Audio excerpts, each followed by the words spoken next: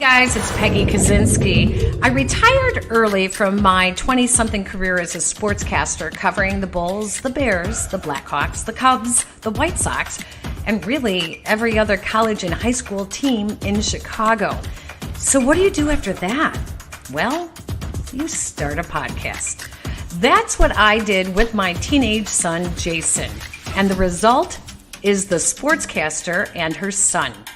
Yes, I'm the baby boomer, a mom. We don't get along. We don't have a lot in common, but we both share a love for sports. And we always have great sports conversations. Even better, our guests in the interviews. So come check us out. We're on Podbean and the Barroom Network, or really wherever you get your audio. The Sportscaster and Her Son podcast. See you there.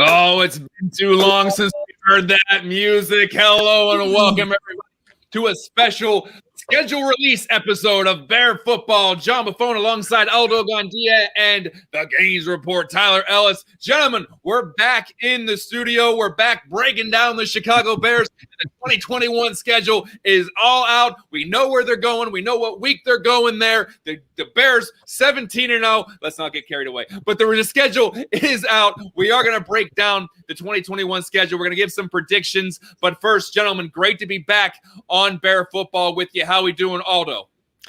I'm doing great. And you know what? You say 17-0, and truly, I start out every season with that in mind. I'd say to myself, why not us? I mean, it's got to happen sometime. I mean, the Miami Dolphins did 17-0, but that included the playoffs and Super Bowl. But why not us? 17-0 regular season. The Patriots did 16-0. Why not us? 17-0 regular season. Why not us? 3 playoff games and make it a 20-0 perfect season. Why not us? Right, Tyler? Come on. I'll tell you guys why. Absolutely right. Absolutely right. Barroom Network, Bears Nation, thank you for joining us this evening. It's so good to finally be back, John. I was just telling you, Aldo, the boys are back. It feels like hangover. Like we're back, baby. You see what I'm saying? My man John has increased his squat to like 500 pounds, and his bench press. And so you are at the best network covering Chicago Bears. Some of the smartest, the most brightest, and the most athletic. We're bringing you the most authentic Bears coverage all season long. We're getting started right now. Welcome to the show. Let's go, John.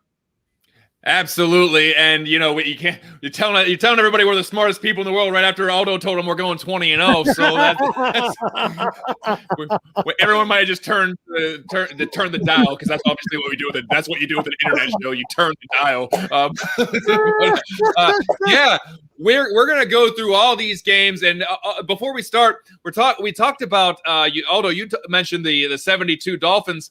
You think with this extra game, before we jump into the Bears schedule, do you think with this extra game, and there now being 17 games on the schedule, do you think the 72 Dolphins are just going to pop champagne from here until eternity? Because now you're not asking people to go 16-0. You're asking them to go 17-0, 18-0, 19-0, and 20-0. It was hard enough to go 19-0. Just ask the Patriots. And then back in the day, you had to go 14-0 and win your playoff games. Now you got to rattle off 20 straight in the NFL. Do you think that undefeated season for the 72 Dolphins is going to be forever, or do you think that there actually will be a 20-0 team?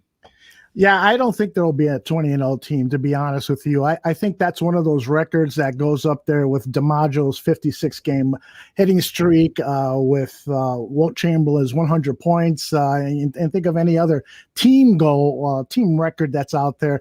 I just don't think it's going to be surpassed. It's hard to believe that at least in this present era of football, that can happen. I mean, the Patriots had a great shot of doing it, but they were upset by David Tyree's catch at the football against the helmet. So they came close. So maybe I'm wrong. Maybe it can happen. But right now with the added game, like you say, John, I just don't see it happening. What about you, Tyler? I mean, I was talking with my brother about this yesterday. Yeah, all records will be broken. We're talking about the rushing records, the passing records. I mean, the Bears might have a 4,000-yard passer.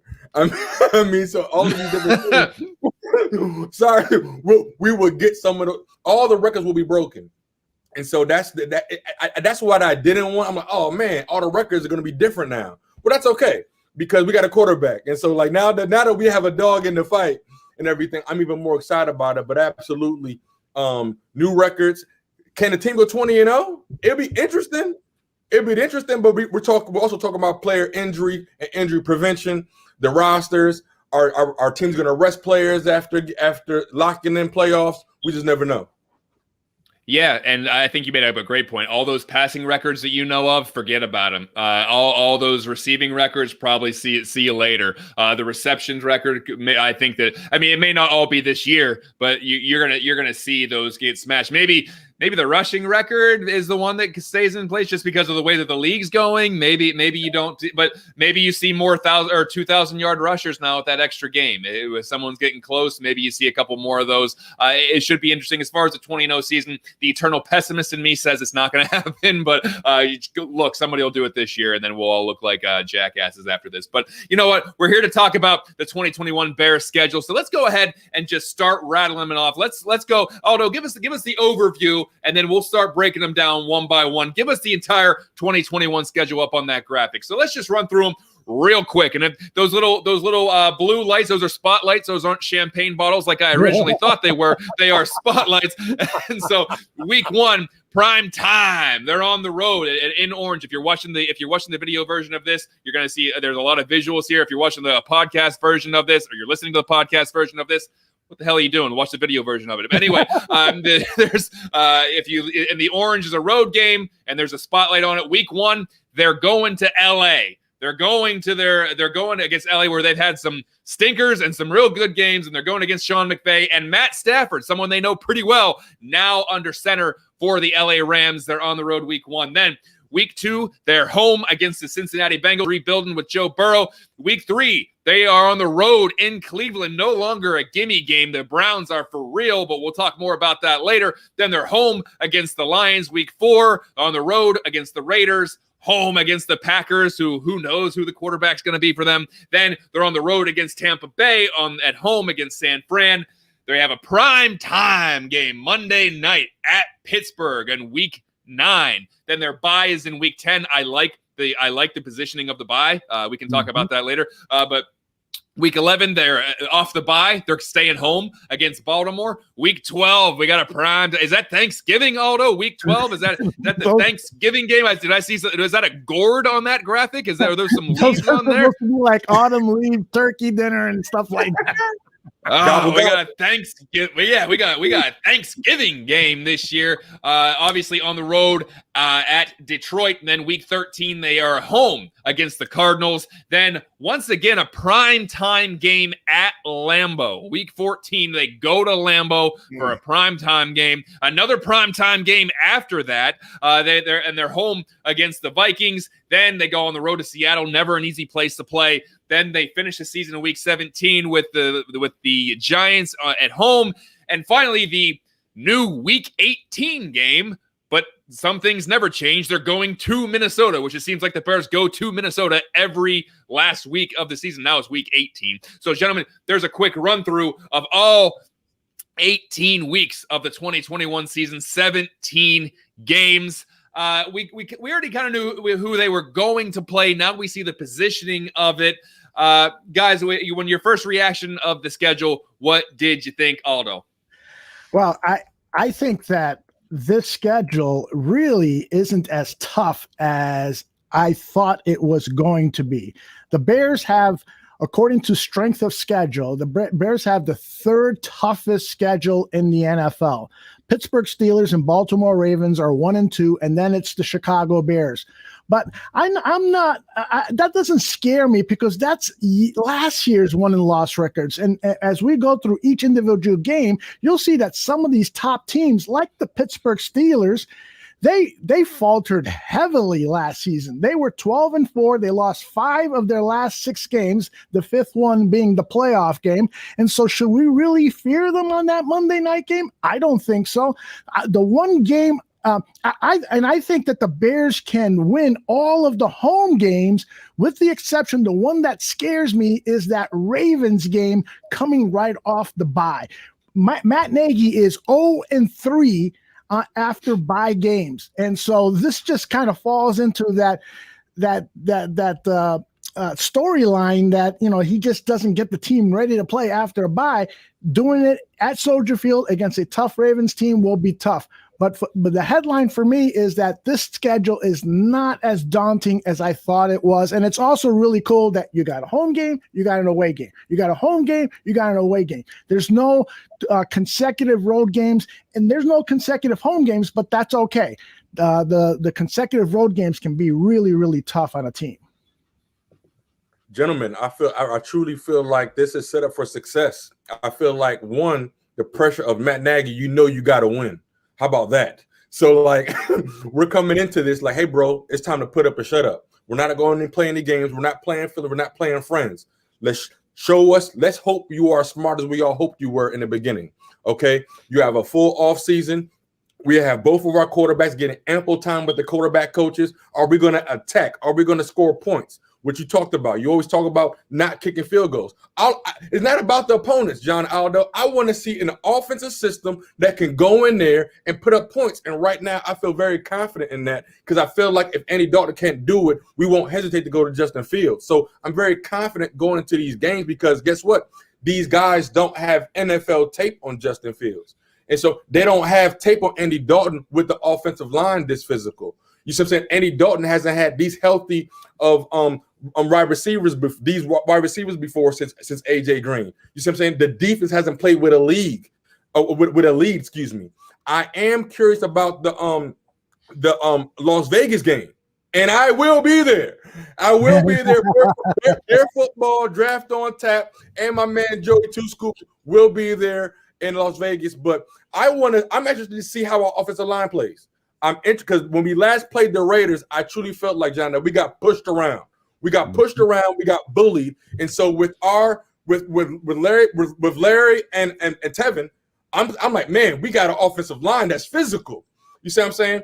The NFC West isn't a joke. I feel like the Cardinals will be one of the top contenders in the league with what they put together in the offseason. And then, like you said, the Browns. And so the Ravens have the best wide receiver core that they've had in like over a decade, probably ever. And so a lot of instant takebacks. Am I worried? Not yet, because we're off-season optimistic that we're going to be the best team ever. But obviously we got some holes to cover on defense. Yeah, there's a lot to dissect and speculate on. So let's just jump into Aldo. Go ahead and throw up the week 1 matchup with the LA Rams. The Bears going on the road to take on the Rams in LA, starting off the season in prime time. Obviously, Sean McVay's done a good job of scheming things up ever since the Bears stole Jared Goff's lunch a few years ago back in 2018. And since then has been giving the Bears defense some fits. But if you see here, the Rams' key additions, Matt Stafford knows the Bears pretty well. They know him pretty well. Deshaun Jackson, it's week 1, so he probably isn't going to be hurt yet. And then they add Tutu Atwell and Ernest Jones on the defensive side of the ball. They do lose Jared Goff. They didn't really lose him. They traded him. They lose Josh Reynolds, Troy Hill, Michael Brockers, and Samson at I always screw his name up. Buchan was the edge rusher. So, yeah. So the Rams go 10-6 last year. gentlemen, I'll be honest. This game is I don't want to say scary because it's week one and it's really hard to see how tell how Stafford's going to gel and what McVay is going to scheme up and see what Sean Desai is going to do with the Bears defense, if he's going to be able to hold things in check a little bit better than Chuck Pagano did. So the Bears, I think, have a chance. But if we had to pick, I don't like that they're going to LA. I don't like that it's in prime time in week one. And it's up to, are they starting Dalton week one? Is it going to be the Andy Dalton show week one in prime time?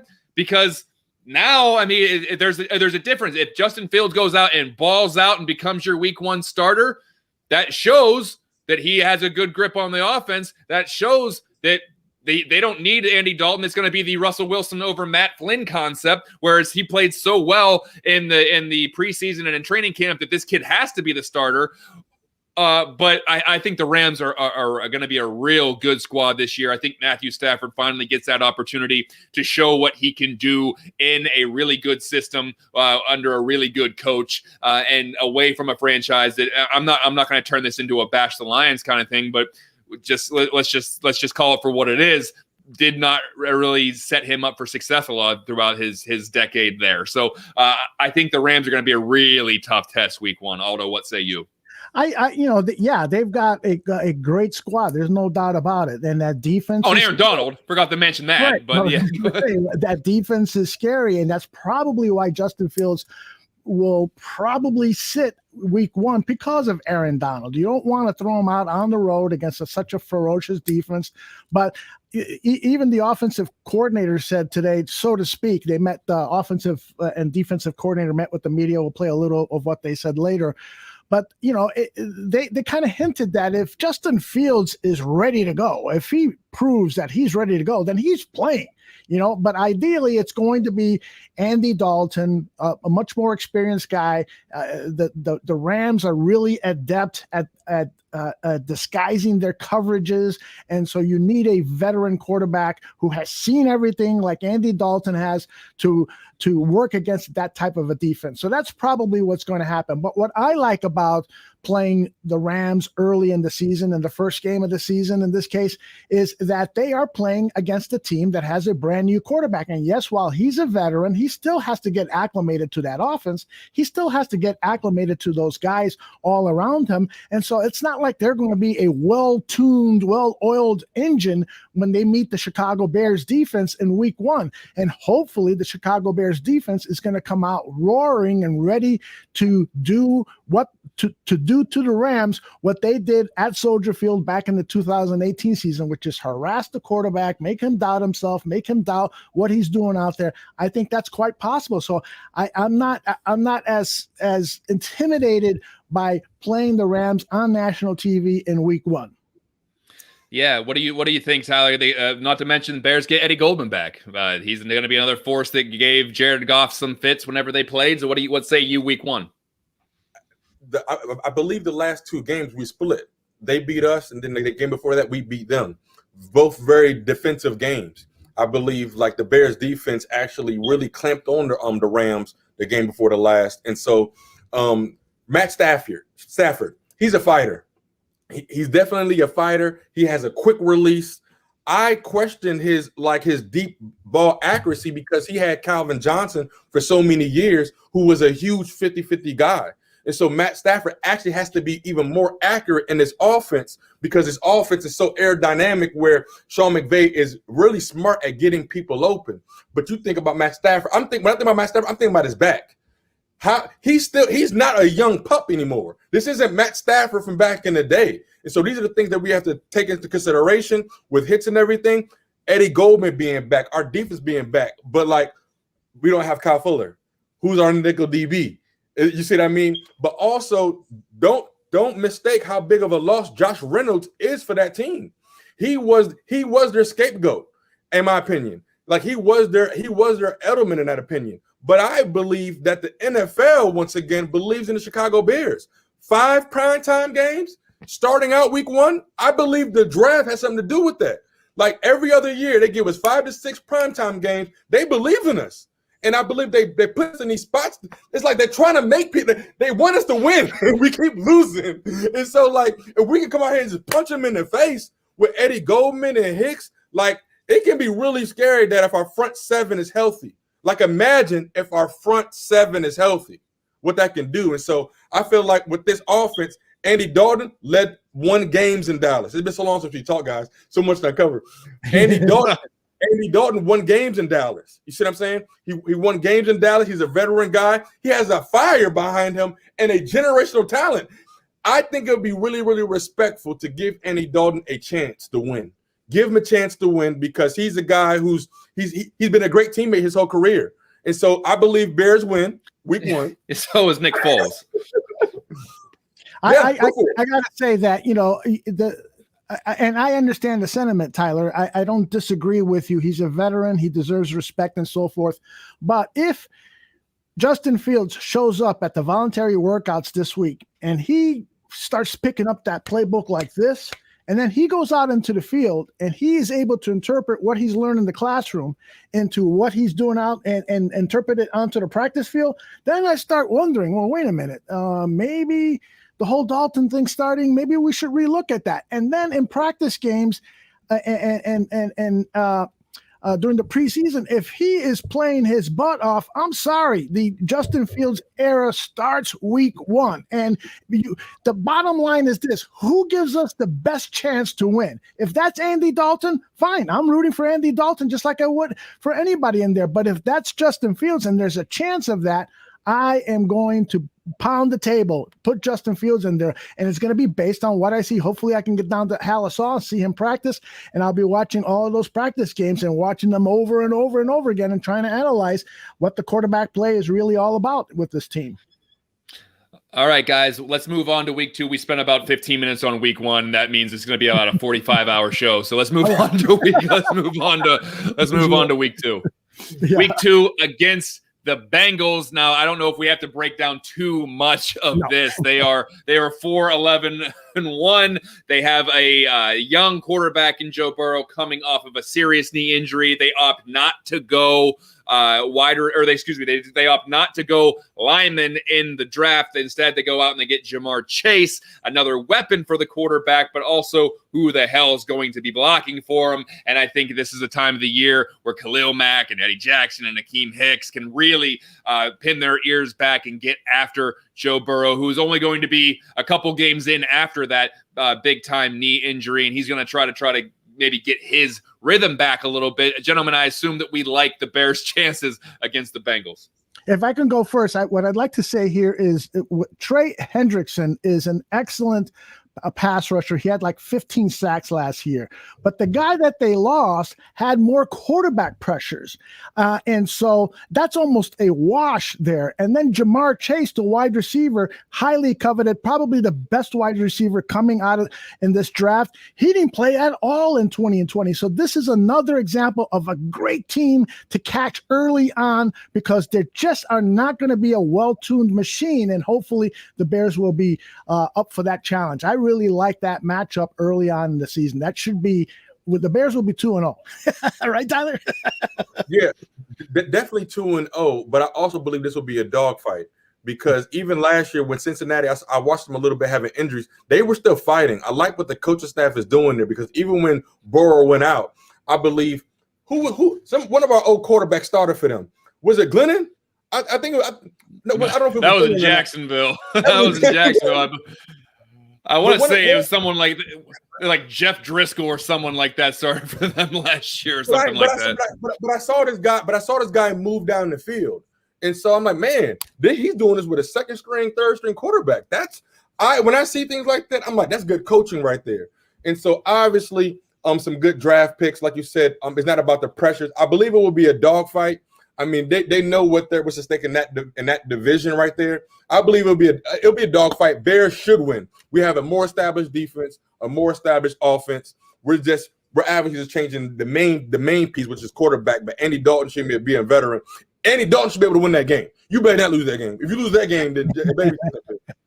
That's right. I mean, that is his old team, right? So I want to play a soundbite from Sean Desai. He was asked Wednesday morning about the defense and what we can expect out of a Sean Desai defense. This was his response. And I don't want to say it's new because we've had this here in my time here. But hopefully it's just a rekindled kind of spirit and a rekindled energy that everybody's going to feel. You know, I said it to you guys and the first time I met with you all when after I got the job is that, you know, I want this defense to be palpable. I want people around the city and around the country and the world that's watching this defense, whether it's live or on tape, to make sure they know the type of defense that we are. Whether you're a football fan or not, you're going to feel this defense physically and emotionally. And I think that's something that we're hoping to hang our hats on. John, I know that's music to your ears. Oh, I like that. Oh, I like that. That gets me all tingly, Aldo. It gets me all nice and excited and jittery to hear that you're gonna feel the defense. You're gonna feel it, and you're gonna feel it physically. You're gonna feel it emotionally. You're gonna wake up and say, "Who the hell hit me with the Mack truck last night?" I love that where it's ready. You get those guys ready to go. You run through a brick wall, and I don't care. You're going 100 miles per hour the entire time, and you put somebody in the ground. I love it. I need that. I need that kind of energy. I need that kind of aggression. That's the kind of aggression I hope that we see on the offensive line this year by bringing two nasty dogs in there with Barroom and Tevin Jenkins. That's the kind of attitude we want up front on the offensive line. That's the kind of attitude I think they already got on the defensive line. And then if you got a D coordinator saying, go out and do it and unleash them. Ooh, I hope we see it. I hope we see some of that aggression. I hope we see Khalil Mack feasting. I hope we see Akeem Hicks eating. I hope we see Getty Goldman just taking on two blockers and getting into the backfield. I hope we see it, and I think we will because it's a new attitude in 2021. Come on, man. Talk about it. He's talking about sideline to sideline, game on all night long. Like remember the Titans. Like this is what we do. This is what we bring to the table. And so, like, man, like John, that's what that 17-0. Damn. When a defense, what he's talking about from the talent that we have, we're talking about Eddie Goldman and Hicks that can both equal a double team, and you blitz Roquan. You see what I'm saying? Or you blitz Danny. No, blitz Danny. Don't put Danny in coverage. But like, no, please don't. Blitz Danny. But like these, like, is that what you're talking about? If that's what he brings, we got to remember this was a guy who was very, very, very. Our guy Chuck, not Chuck. In Denver. In Denver. Big Fangio. Big Fangio. They were very, very close in schemes and concepts and bringing pressure even from the zone, from linebacker position. We still have a generational talent in Khalil Mack. Like I believe we still have 4 years of him being in his prime, and that's something that should not be taken light on. And if he's talking about that, that means the middle of the field is being taken care of, and we're laying guys out. We're not letting the third wide receiver eat us up down the field. We should be knocking them out as soon as they come across the middle, John. Like turnovers, bunches and punches, tip drills. You see what I'm saying? If that's what he's talking about, all we gotta do is score. That's exciting. All we gotta do is score. As years and years of watching the Bears, it's not that easy. But I think this year, there's the potential that they could do that. Aldo, you had something to say, or you want to move on to week 3? Let's move on to week 3, and that's the Browns, right? Yeah, I think that is gonna be. That's a test, and it's not the same old Browns. It's not the walkover game that you used to think in Cleveland. They're at Cleveland at the Dog Pound. Fans will most likely be back. That is going to be a rowdy atmosphere. The Browns go out and they add Jadeveon Clowney among a couple other good defensive players there. They lose Sheldon Richardson, Olivier Vernon, and Sendejo in the secondary, but this team is good. This team is going to – I think this team wins the North, the AFC North, that is, obviously. But this is going to be a good test. I think early on, you want to test the Bears' mettle. You want to see want to see how they're going to match up against some of the better teams in the NFL. I think this game at Cleveland will go a long way. And once again, here's the X factor and the variable we're not sure of yet. who is going to be the quarterback in week 3. Even if Andy Dalton starts the season, we saw the short chain Mitch Trubisky was on last year. If Andy Dalton isn't performing, does he get yanked in week 2, week 1, week 3 against the Browns? So a lot of variables going into this game against Cleveland. I'm not saying they can't win. I just say it's going to be a very tough game. Yeah, this is a game, Tyler, that this could be a 7-3 kind of game. This could be an old-fashioned rock'em sock'em game. I really love what the Browns did with their defense in the offseason. They acquired some studs, but I've never been a Baker Mayfield fan. I know that he can do certain things. I don't think he's Johnny Manziel, but I kind of predicted that he was going to be a Johnny Manziel. He's proven me wrong. He's a good quarterback, but I don't think that he can lead a team past a really dynamite defense like the Chicago Bears hopefully will present to them in week 3. So I'm hoping that the defense disrupts Baker Mayfield, and maybe the defense is responsible for a score or 2 or setting up the offense for a really short field throughout the day. So let's hope that happens. Right, Tyler? I mean, that's what we definitely want to hope for. We definitely want to hope for that. I called the Browns like 3-4 years ago being playoff contenders because I just saw them adding this talent. They put the Browns invested hundreds of millions of dollars into the offensive line like 3 years ago. And so they did the dirty work early like the Cowboys once did. Then they started to add these pieces. Then you have like 2 top 10 running backs in the league in the backfield. So now you're taking pressure off the quarterback. And then we saw Baker Mayfield like develop over the course of a season, because at one point in the time, my man Mitch Trubisky was like kind of outplaying him a little bit. Yeah, I see your face. You know he was gonna make. He was gonna make the show. You know he was. Let it go, man. Let it go, man. I will. But I saw Mitch's numbers better here, but then I saw Baker Mayfield like really evolve over the course of a game and actually become a leader. So the Browns, they trying to beat the Ravens. Like the Browns, I love that coaching staff. They're not laying down to the Ravens, to the Steelers anymore. They believe they can beat those teams, and I think they can too. I believe the last time the Bears played them was like 3-4 years ago. But though I believe both teams are different, are 2 completely different teams. This will be a dogfight. They have a great offensive system. They do trick plays. We're talking about Landry. We're talking about they have veteran wide receivers. They have very good receivers at all. 1, 2, and 3 are solid. They have solid running backs. That's a balanced breakfast over there. And so we'll see. I agree. Yeah. That's going to be a tough one, but let's move on to the next week. Who they got?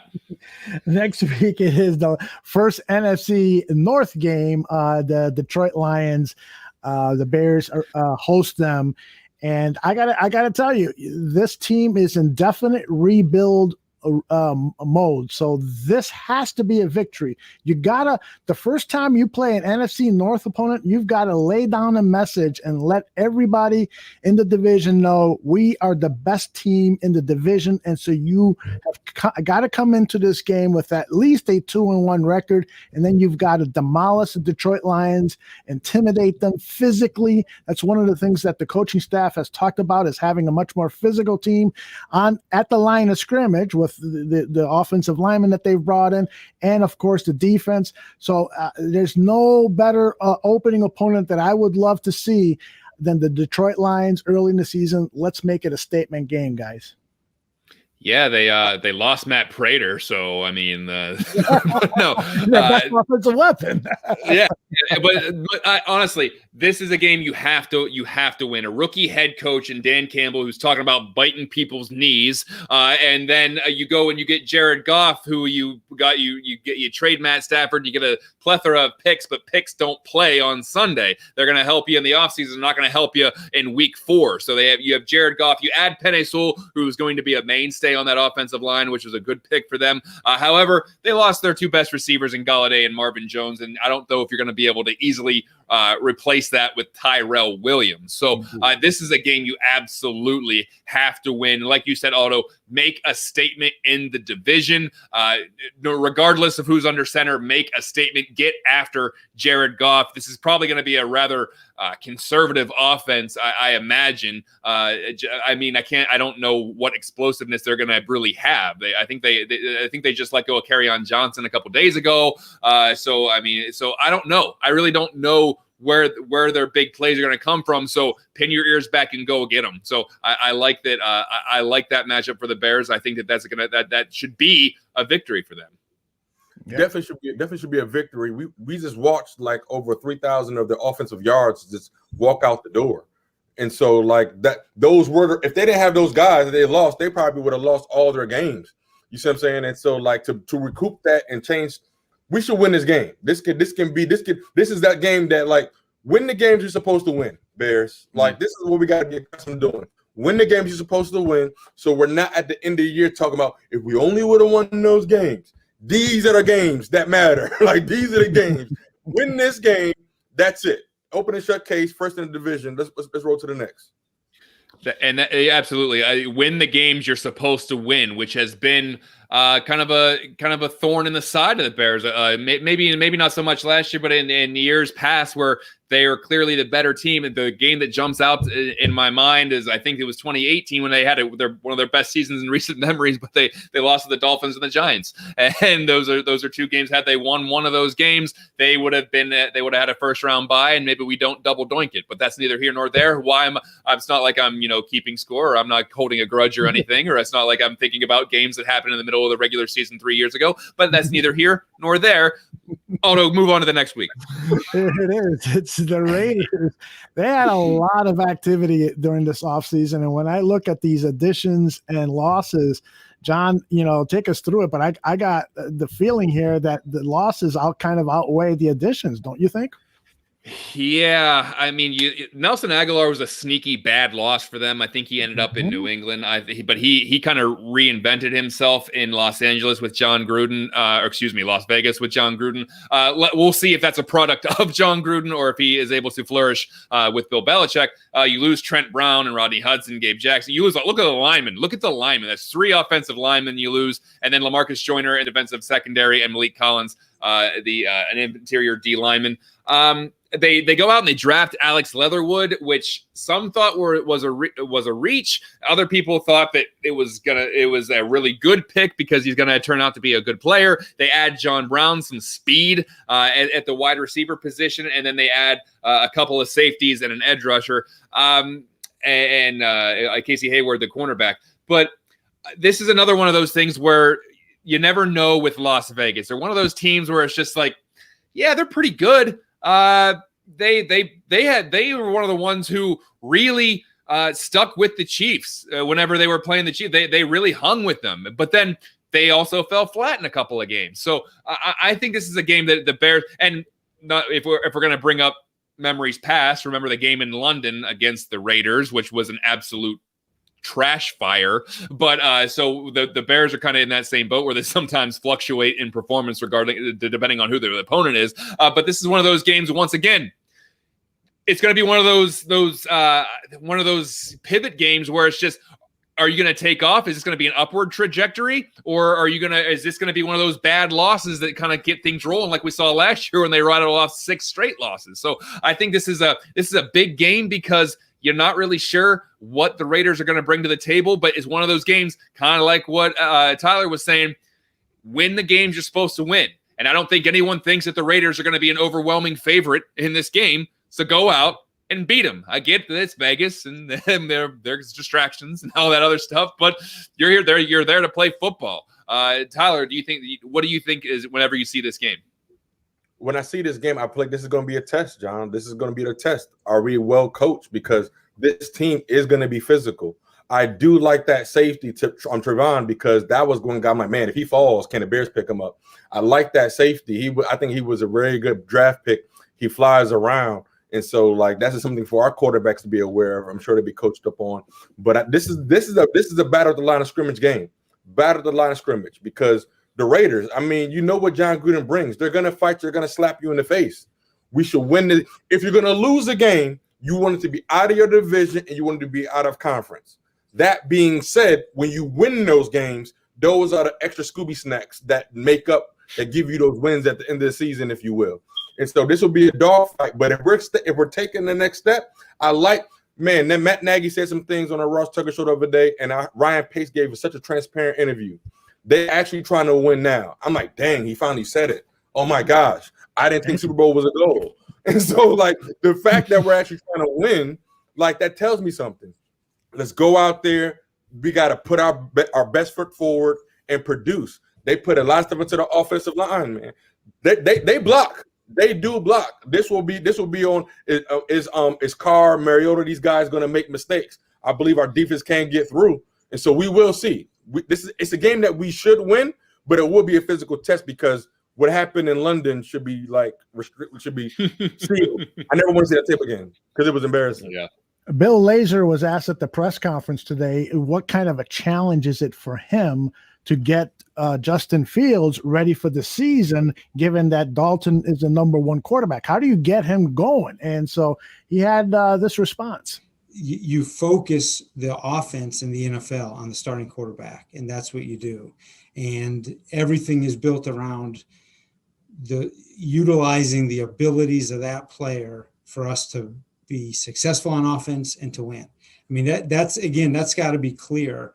And then our job as coaches, and some of it is me, a lot of it is John DeFilippo, some of it is Coach Nagy, is to make sure if you aren't the starter, that not only are you getting developed in the things that we're doing offensively, in case, let's say, you have to go in mid-game, but you also are developing what your strengths are. But that's really what you do all day long, is you be ready to, if you're the backup, be ready to go in and play. And then let's keep developing you on the side. That's, it's a lot. It is a lot. Flip will be up late at night. And notice how he put it on John DeFilippo. That's your responsibility, buddy. Fix them, Flip. There you go. Get them ready to go. You don't have to fix them. Just get them ready. But I think that's John. Real quick, I just think that's really, really great because it shows it's kind of the opposite of what the Redskins did with RG3. We know Justin Fields is great, but rather than give him a silver spoon in his mouth, make him feel like he needs to earn it. Standards are key. We want this guy to stay humble and hungry. And what showed me that was after the draft, he went back to the gym, John. You see what I'm saying? And so, like, at the end of the day, the talent is going to show. At the end of the day, he's here for the long haul. If worst comes to worst, he will outlive the leadership in place. If worst comes to worst, that's what I truly believe. And so he will be here. So if at the end of the day, he's going to learn from Dalton's mistakes and successes. And so with the leadership saying we're going to focus on Dalton, I need Fields to be like, all right, bet. But when I get in there, I'm going to do it like this. We just need him to be ready when he's ready. Right. And I agree. And we talked about this at the draft, Aldo. And once again, I wish I could credit who tweeted it out, but I forget who it was. But you talk about attitudes of some of the Bears quarterbacks. With Cutler, it was like, I don't care. With Mitch, it was like, oh, shucks, I just want everyone to like me, and I'm going to do the best job that I can. Everyone, hey, gung-ho, super duper neato guys. Fields, on the other hand, it says, nah, I'm going to show you. I'm going to be the best. I'm going to put the work in. He has that kind of that stone cold focus killer kind of attitude, which I think is going to be I think that's going to push this team to the next level. I'm really excited about Justin Fields. And I think most Bears fans are, but it just feels different with the attitude of this quarterback. So after the Bears, hopefully hit 777s in Vegas, where are they going after that? It is at Chicago against the Green Bay Packers. And so you got to wonder, is Aaron Rodgers going to be a member? You put him in the key losses already? Well, he says he's not going to play with them anymore. So you got to take him at his word. You already have him in the key loss. And today the Packers announced that they signed Blake Bortles. So there you go. Oh, man. Wow. Bortles service coming out of Vegas. Oh, man. I love it. Isn't it fun to laugh at the Packers? We got to take what we can get. But yeah. Listen, this is an opportunity, and you're absolutely right. I mean, you have to take into account we're not sure if Aaron Rodgers is actually going to be a Green Bay Packer. If he is, that obviously makes things much more difficult. If he's not, completely different story. But week 6, they get them. They get them at home. This is at Chicago. So this is a good chance to test your mettle against the potentially the front runner in the division.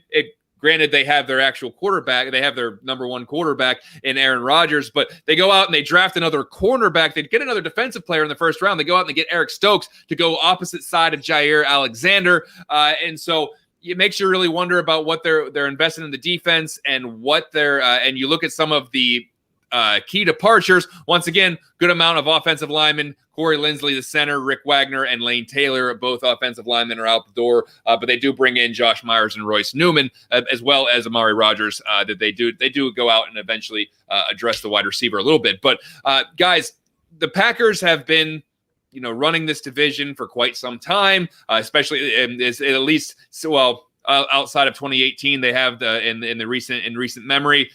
Is this the year that they start to put crack in the armor there? They start to really burst through. I'm talking about the Bears doing it to Green Bay. Is this one of those turning of the tides where, because regardless of whether Aaron Rodgers is there or not, he can't be there forever.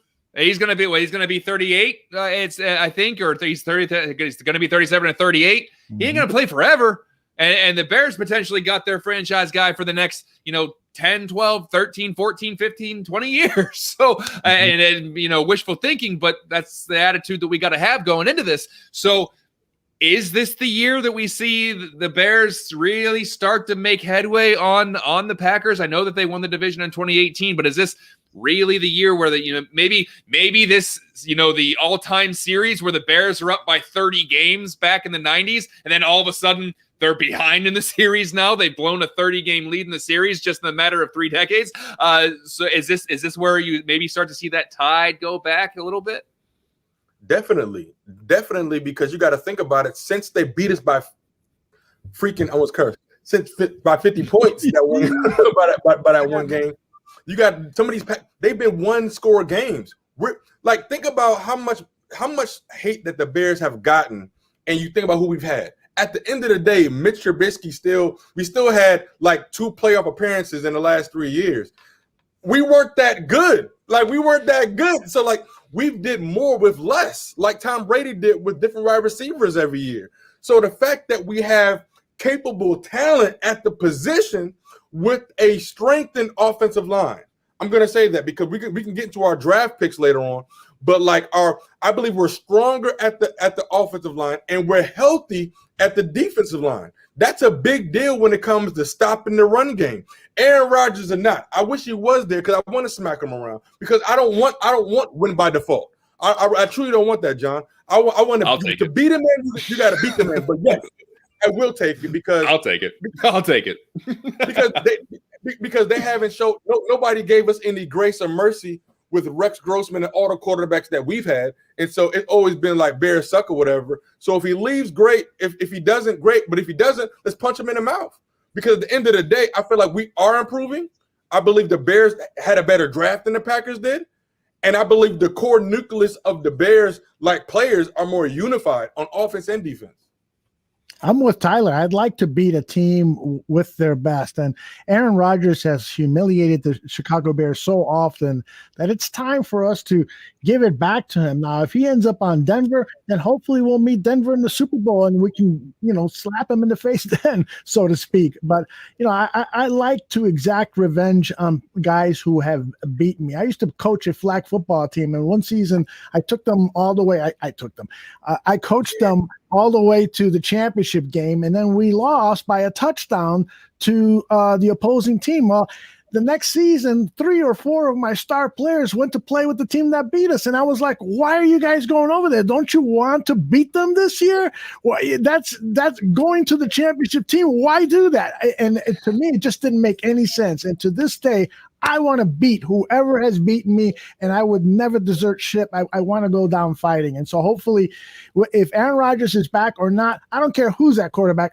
We got to beat the Green Bay Packers. And you're right, John. This is the start of a period where we can do that. This team is in disarray. The Green Bay Packers, they've got problems. They lost. I think part of the reason Aaron Rodgers is so upset is you saw those offensive linemen who are no longer on the team, and this goes back. He's had offensive linemen over the years that have left. Josh Sitton, a good buddy of his. Brian Beluga at the right tackle. It's like, we don't care what you think, Aaron. We just Jordy Nelson. Jordy Nelson, he was pissed when Jordy Nelson got cut. And so, so this team has some serious issues. They still got some talent. There's no doubt about it. Devontae Adams is a stud wide receiver. I saw a stat today where he caught like almost 80% of the balls thrown his way. And that's because of the great chemistry he and Aaron Rodgers has. But hell, you put him on the Chicago Bears, he'll probably catch 80% of Justin Fields' passes. Just saying that because I would love to see that happen. But nonetheless, I think that's a W for the Chicago Bears, brothers. Listen, you guys talking about, beating Aaron Rodgers and exacting revenge. My beef is with the Green Bay Packers. My beef, as much as I don't care for Aaron Rodgers, as much as I don't really like seeing him beat the Bears, I want to beat the Green Bay Packers. I want to beat who's playing for Green Bay. I want to beat whoever is wearing yellow and green. I don't care if it's Aaron Rodgers or Brett Favre or Jordan Love or whoever they have back, Deshaun Kaiser, whoever the hell they got back there. I want to beat the Green Bay Packers. I don't care about beating Aaron Rodgers if he's in Denver. I don't care if he goes to Buffalo or, New Orleans, wherever he goes. I don't care. I want to beat the Green Bay Packers. And if they don't have Aaron Rodgers, so be it. Beat the Packers. I don't care. I want to beat Green Bay. I'm with you, but come on, John. Wouldn't it be a little extra special if Aaron was on the losing team? Okay, so that's where sure, Aldo. But listen, you can't have everything. Like there's all these hypotheticals, and they're like, dude, wouldn't you love to think? Sure. But then I'm the guy that said we could go 17-0, so I'm going to say that. But it's just like no. If they beat Green Bay and Rodgers is playing, and they beat Green Bay and Rodgers isn't playing, that's still beating the Green Bay Packers. I'm with you. I don't care. I don't care because all I want to do is beat them. All I want to do is see them win. I don't care if they have Favre back there or they have anyone else. I don't even remember. Although you probably remember who the guy is that Favre replaced. Had like a SKI at the end of his name or something like that. Was it? Yeah. The Magic Man. I once again do not care. Just beat them. Just beat the Packers. Does not whatever Aaron Rodgers wants. He can go host Jeopardy. I don't care. Go ahead. Just beat the Packers. Let's move on to the next week. Go ahead. As we move on real quick, beating the Packers, guys. You understand what that means? Take into consideration that we've helped eliminate the Vikings from playoff contention on back-to-back years. When we beat the Packers, we're talking about winning the division. You see what I'm saying? So when we beat the Packers, that means we are physically in control of the division because Mitch Trubisky was beating the Lions on Thanksgiving. You see what I'm saying? And so we've already done less with more. We've already done more with less. Beating the Packers, no, what John is saying is right. It's a big deal. Smacking the Packers up, regardless, that'd be dope. I hope Who wouldn't like to see the Packers in poverty? Honestly, who wouldn't like to see the Packers have no idea who their quarter? They haven't had to deal with that for 30 some years. Wouldn't you love to see the Packers scramble like the Bears are and bring it in retreads and being like, that could be our guy, or Jordan Love? What a bust that was. They haven't had that. They go get Favre and he's there for 16, 17 years. They go and get Aaron Rodgers 15, 16 years. I want to see them scramble to see who the new quarterback's going to be. I want them to feel what we felt, not knowing who the hell is going to be the face of your franchise for the next 10 years. I want to see that. I don't care about beating Aaron Rodgers. I care about beating the Packers every year and then seeing them get worse. I want to see. I don't want Aaron Rodgers on the Packers. You know why? Even if the Bears beat them twice, they're still going to probably be in the playoffs. So I want to see them on the downward trajectory as opposed to saying, well, I want to make sure they're the best team in the league and we beat them. I don't care. Beat them. I don't care. I don't care if you're playing for them, Aldo. I just want to see them. I just want to see them win the damn game. Let's move on to next week. We got a lot of stuff to go through. We got good news and bad news regarding the Week 7 opponent, and that is we beat them last year. That's the good news. The bad news is that they went on to the Super Bowl and won the whole thing. But look, I searched high and wide to see what their key losses was, and it was just one offensive lineman. The rest of the guys weren't that important, and they added some good players. So this team is really poised to pick up where they left off, John. Yeah, they're bringing everyone back, and let's not act like they were a juggernaut in the regular season. They did struggle a little bit. I think Tom Brady had to have a little bit of an adjustment with Bruce Arians' system. That being said, he's going to be a hell of a lot more comfortable going into his second year in Tampa Bay. This is tough. I mean, this is a tough matchup. Outside of the additions and losses, which, like you said, is kind of a wash because they bring back a Super Bowl winning team basically in its entirety. That's gonna be a tough game. I don't love it. I think they can win it. They won last year. They beat this team last year with Nick Foles. So and maybe Foles has Brady's number in one way or another, but it's a winnable game. But boy, that's tough. It is a tough one.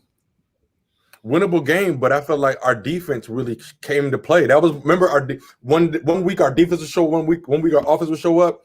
Khalil Mack showed up. He was flipping guys around, welcome guys to the NFL, giving attitude adjustments. We had guys playing like we played really well on defense that game. You know what I'm saying? And against a really, really good team. That being said, and so that is our pride still. I mean, we actually beat them.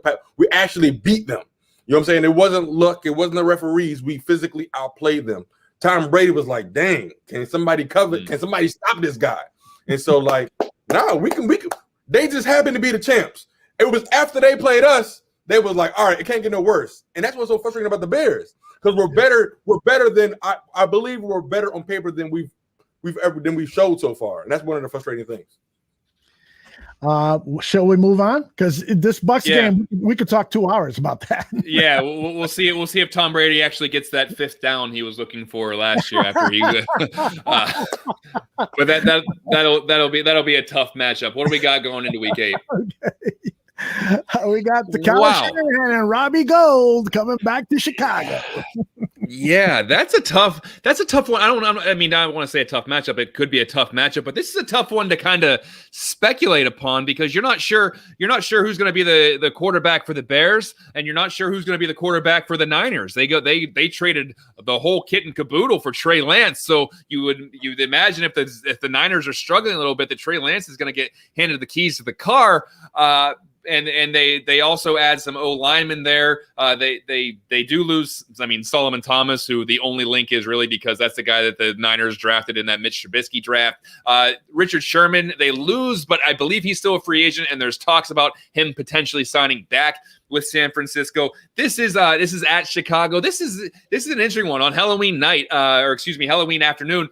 That's kind of a weird one to predict because there's a lot of unknowns. It's kind of in the middle of the season. Neither team really has that locked concrete starter going into the season as far as quarterback goes. I think Kyle Shanahan's a fantastic coach. They have been bitten by the injury bug quite a bit throughout the last couple seasons. So, are we going to see Jimmy G and Andy Dalton, or are we going to see Trey Lance and Justin Fields? Or are we going to see a couple of combinations of either one of those, Justin Fields and Jimmy G and Justin Fields?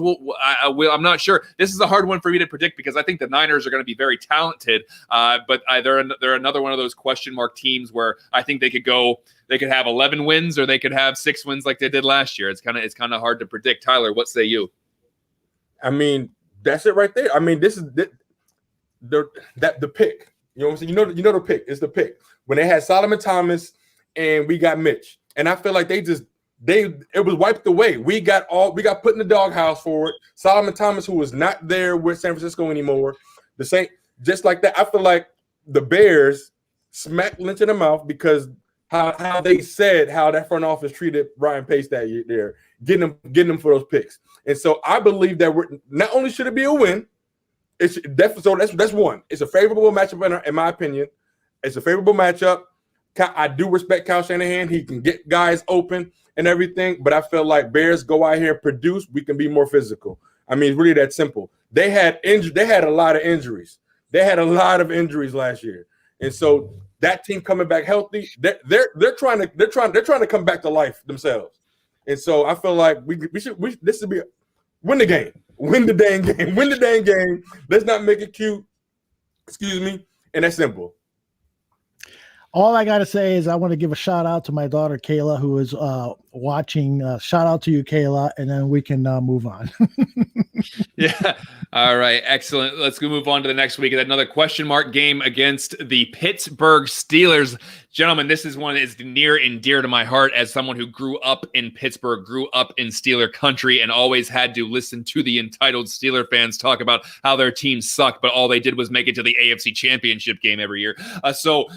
Listen, even though the Bears have been on the other side of, winning seasons, they have done pretty well against the Steelers. I believe the last time that the Steelers were able to beat the Bears was in 2005, the notorious Jerome Bettis runs over Urlacher game, where the Steelers got into the playoffs as a wild card, ended up winning the whole dang thing. Since then, the Bears, despite the fact that they've probably had worse teams every year, I think they've rattled off 3 straight victories. This is a Mike Glennon beat the Steelers with, I believe, John Fox as the head coach, and then they have won 2 games since then. So this is a game on Monday night in Pittsburgh. They'll be playing Renegade to try to get everybody hopped up. I might go to this game just because it's close to where I grew up. But you look at this Steelers team, they got the moniker of the worst 11-0 team in history because they end up going 12-4. They lose Bud Dupree.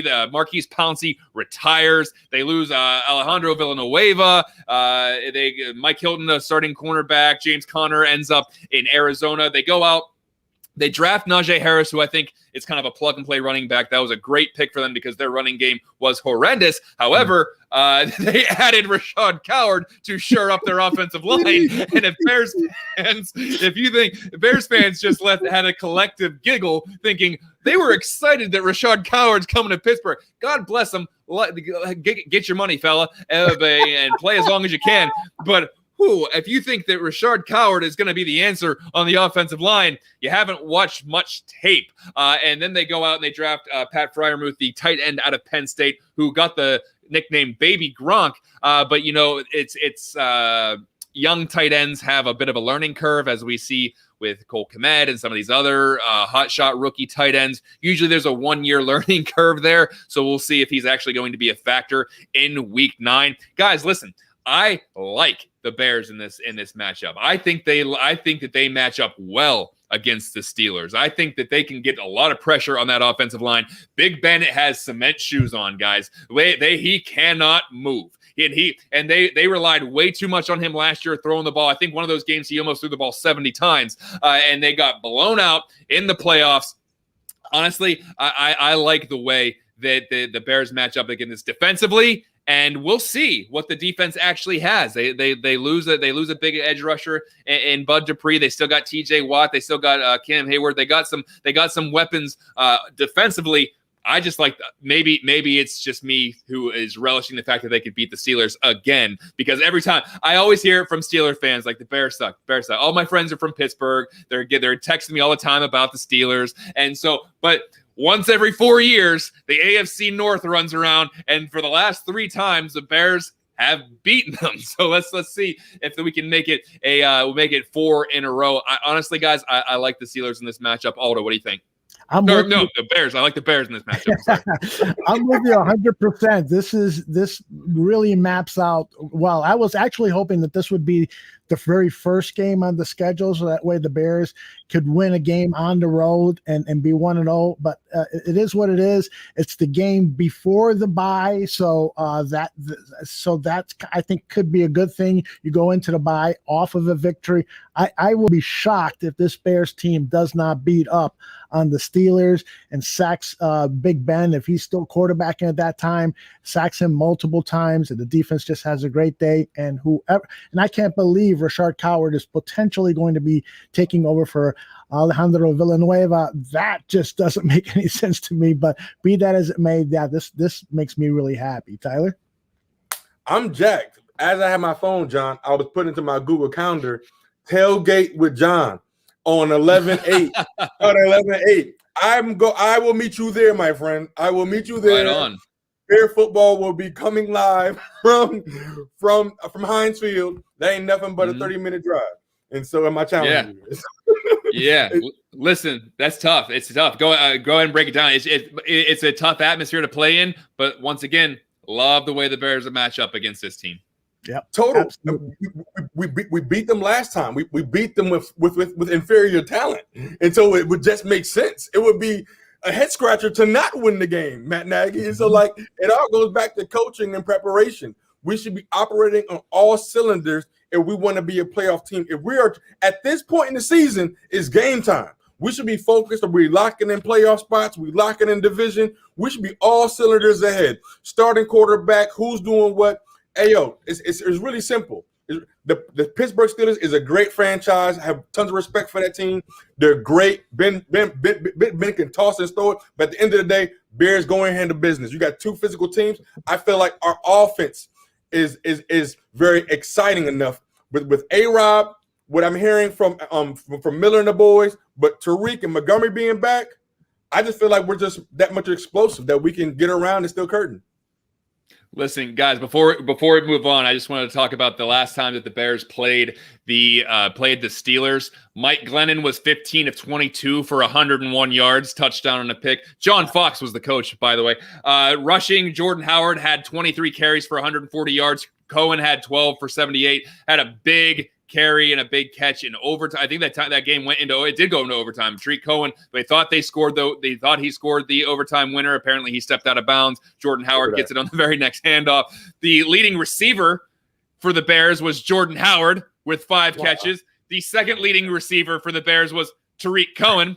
The third leading receiver on the Bears that game was Benny Cunningham. That's 3 running backs. And then the fourth leading receiver on the team was Zach Miller. The only receivers that actually caught a pass.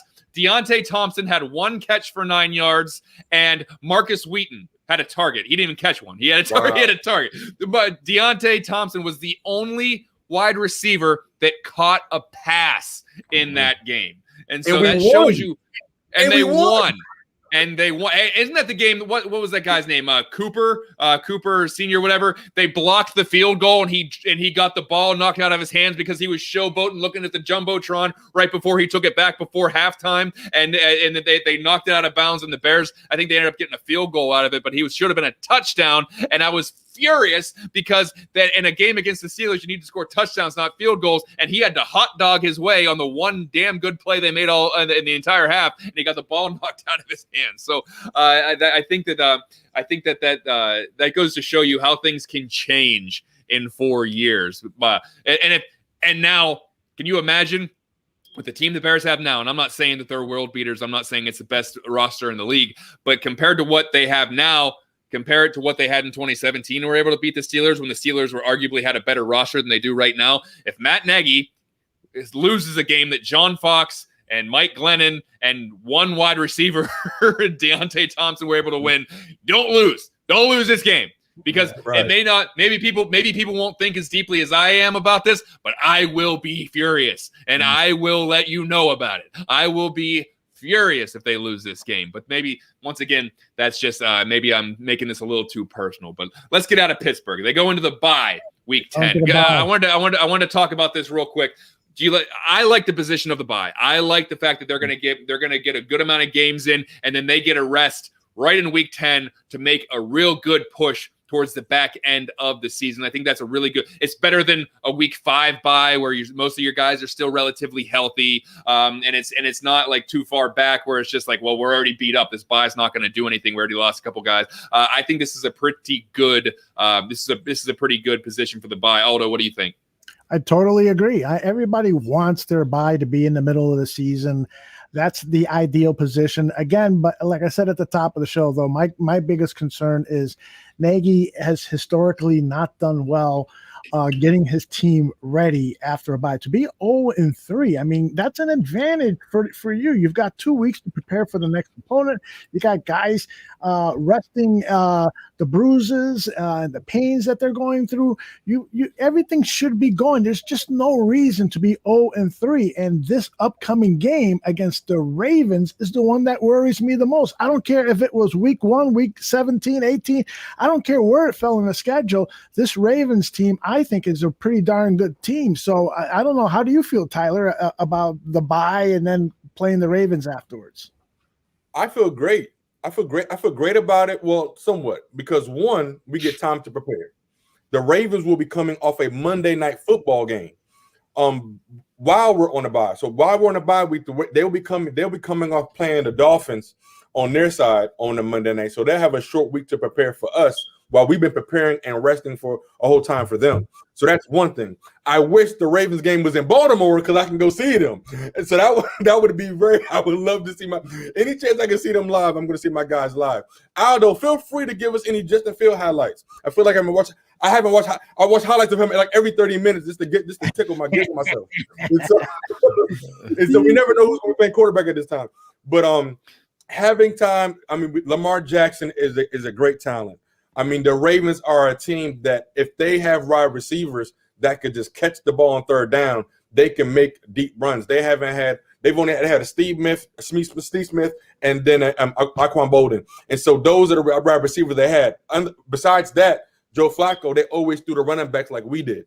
And so that's going to be a tough matchup. I'm glad that we get a bye week before. Like you said, I feel like it's a time for us to get healthy.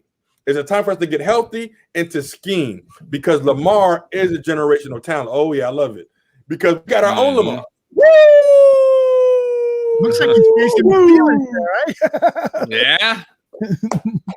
Man, I could watch it. I mean, you look at this and we're not here to break down tape and talk about it, but man, it's smooth and it gets you excited. The fact that this guy who was, many thought it was the renowned number 2 pick in the draft. Some thought that he could actually bolster himself up to be the number 1 pick in the draft. Falls to the Chicago Bears. If you'd have told me a couple months ago that Justin Fields would end up on the Bears, I'd say you're crazy. There's no way. It's just not going to happen. But this guy is now a Chicago Bear, and he's got some wheels. He's got some wheels. I love it. I think probably by this point in the year, we're talking about week 10 or we're talking about week 11 against the Ravens. I think that he is a real good chance that he could be the quarterback at that point. And so, although I'm kind of with you, I don't like I don't like the matchup. I don't think I'd like the matchup regardless of where it's at on the schedule. But you're looking at the Ravens. It's at Chicago. That's a Monday night game. They do add Sammy Watkins. They get Rashard Bateman. And they do lose some. Matthew Judon, I think, is a big loss at linebacker. Also, they went out and got Yannick Ngakoue, but that was kind of a rental. And then they lose another linebacker in Ward, and Mark Ingram hits the highway, but they have a plethora of running backs, including the guy under center who can take off at any point and burn the entire defense. This is another one of those games where I think it's not unwinnable. I don't think there's any unwinnable games on the schedule, but this one particularly is going to be very tough because this is a well-coached team. They got playmakers. They got a good defense, and the Bears. This is one of those games where the Bears might have to keep pace, and you want to see what that offense can do. That this is one of those times where you'd like to.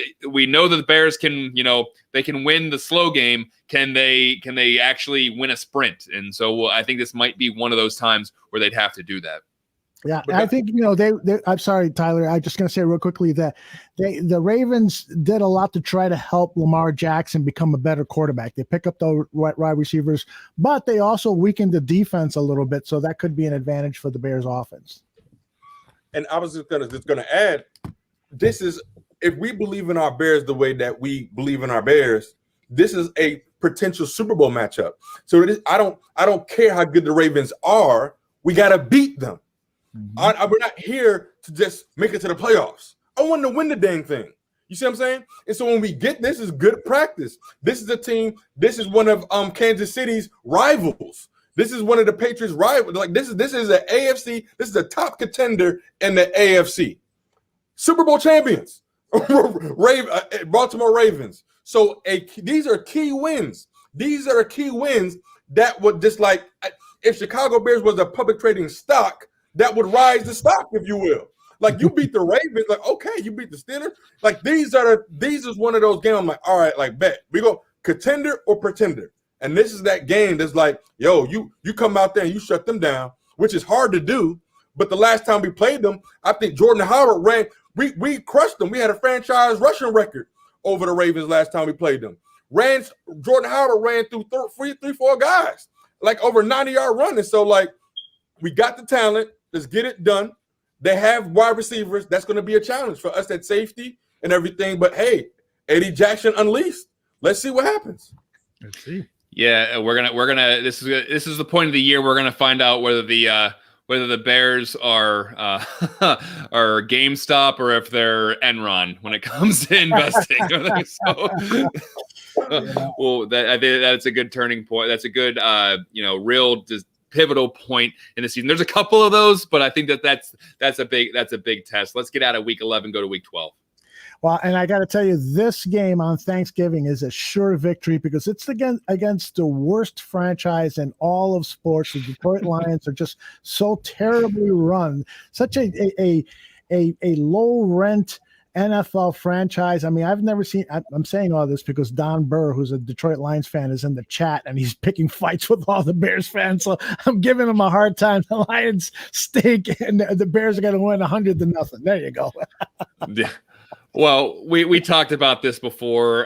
We can revisit it a little bit just for the fact that it's on Thanksgiving. The Lions probably always play a little more inspired on Thanksgiving. This is their thing. But much like we talked about with the first matchup, I don't think that they replaced a lot of their talent with real talent. I think this is a rebuilding year. I don't think Jared Goff's probably in their long-term future. I don't think that their wide receiving core is going to be is going to be as formidable as it was last year. I think the Bears, and once again, this all comes down to how the Bears are able to play against we see their performance fluctuate on time and time again. We're all excited about this Bears team. We're all excited about what this roster could do this year, but we also have to not be prisoners of the moment and understand that this team sometimes does play down to competition and lays some serious stinkers. There's Don saying that the Lions are going to smoke the Bears on Thanksgiving. Don is a loyal Barroom Network follower. He pops in on every show, and he loves to bash the Chicago Bears. Thanks for making us laugh, Don. We appreciate it. Regardless, we appreciate that. Stirring it up a little bit. It's all in good fun. Shall we move on? Yeah, let's go for it. All right, this is week 13, and it's last year I tweeted out that Cliff Kingsbury was a better coach than Matt Nagy. I'm hoping that Matt Nagy will prove me wrong and outcoach Cliff Kingsbury in this week 13 matchup. Take it away, John. Yeah, you look at some of the additions. You bring in the I guess it's a 2015 All-Star team, and J.J. Watt, A.J. Green, Malcolm Butler, Matt Prater, Zayvon Collins was I believe their draft pick, and Rondale Moore. This team's going to be good. There's going to be a high-powered offense. I know they went 8-8 last year. I think Kyler Murray is the real deal. They do lose Patrick Peterson, Larry Fitzgerald, Kenyon Drake, and Hassan Reddick, but I think that they have a pretty good plethora of talent there. I like that the game's in Chicago. I think that will play. I think that will play a little bit of a factor. This will be once again. Is it Kyler Murray versus Justin Fields? I think that's a very intriguing matchup. I think that's a very explosive matchup. Much like what I talked about with the Ravens, I think is going to apply with the Cardinals. Is this a game where the Bears have to hold their own in a shootout? We know the Bears defense can win them games. We've seen them win games for the Bears. We need to see if the offense, because every once in a while in the year 2021, your offense has to go off and keep pace with your opponent. And so this might be another one of those situations where the defense, they may not be playing up to their standard because they're playing against another explosive offense. Can the Bears offense keep pace with them? So it's another one of those things where we're obviously speculating. We're obviously talking about it. I think they can beat the Cardinals, and you talk about Cliff Kingsbury being a good coach, and I think that he is. I think that it also helps that he has Kyler Murray. We'll see how much having Justin Fields is actually going to help Matt Nagy in this situation. So I think they can win that game, but there's a lot of things that they're going to have to execute, much like most of the games. I mean, I'm not saying anything that's groundbreaking, but they can win that game. Yeah, and I want to add this. Sean Desai today was asked about Robert Quinn, and we know that he's an important part of this defense. If he can be a disruptor, I don't necessarily want to see 10 sacks out of him, although that would be nice. But I want to see him hurrying the quarterback. I want to see him knocking the quarterback down. I want to see him be a force out there. So Sean Desai was asked, what do you got to do in order to get Robert Quinn back to that premier pass rusher that we expect to see? Yeah, I think for everybody, a big thing for us is going to be just the level of practice and the competition that we want at all those positions. And we're going to hopefully do a good job. That's our plan, to do a good job of trying to put those guys in places and situations where they can excel and use their strengths to their advantage. That will help this defense. So that inclusive of Robert, kind of get him comfortable in what he likes to do, as long as it fits within the defense. And then the same with all the other guys on that front. We want to generate more pressure, whether it's QB pressures, and obviously that ultimately leads to sacks and all that stuff. But we want to do that. But it's not just him. The whole philosophy of rushing is, when you're doing a 4-man rush, is to be 4 as 1. Just like when you're in coverage, they all got to work together.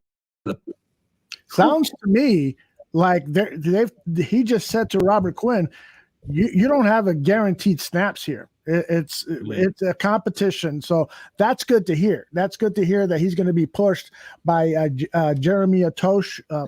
I always screw up his name, but the kid, the outside linebacker that they picked up, and he was also asked about Travis Gibson, the 5th round pick from a year ago, and he said, him with all of the young players on this team, all they need are snaps, because they lost so many snaps because of the pandemic last year.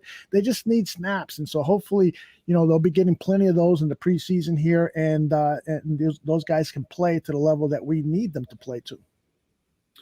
And Tyler, we were talking about that Cardinals matchup. Another guy that they picked up was James Conner from Pittsburgh. That's going to be kind of filling in for the Kenyon Drake. That's going to be interesting to see how he's going to play for the Cardinals. But is this one of those games where you think that the Bears are going to have to be high-powered on offense, or can they get a shot in the arm from someone like Robert Quinn, who can maybe take over the game, get after Kyler Murray? Definitely. I think it's going to come down to the health of his ankle. That was one of the things when we signed him last season. During the offseason, he came in with an ankle injury. And so I give him credit for playing on it. He just didn't give us the pressure.